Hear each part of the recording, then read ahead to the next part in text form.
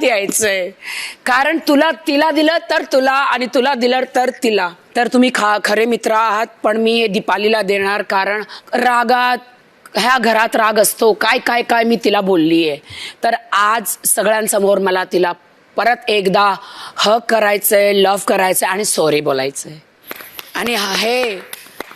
आणि असाही तिचा नवरा माझा मित्रच आहे. Big boss Marathi season 6.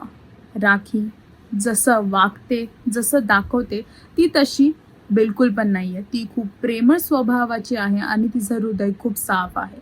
हे आज आपल्याला समजून आलं आहे.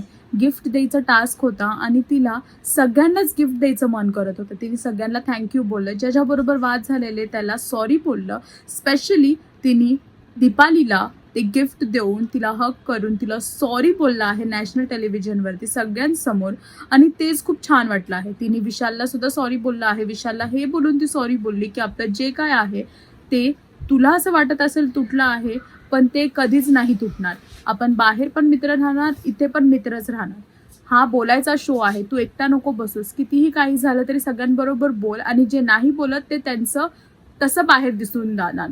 तिने राकेशला सुद्धा चांगले शब्द बोलून राकेशला सुद्धा सॉरी बोलला आहे. तर हे एक राखीची वेगळी साईड आपल्याला बघायला भेटली. राखी जे काय करते ती तिचा एंटरटेनमेंटचा पार्ट आहे, पण खरं तर राखी खूप प्रेमळ मनाची आहे. अजून अशी अपडेट्स जाणून घेण्यासाठी टेलीचक्कर रिजनलला सबस्क्राईब करा.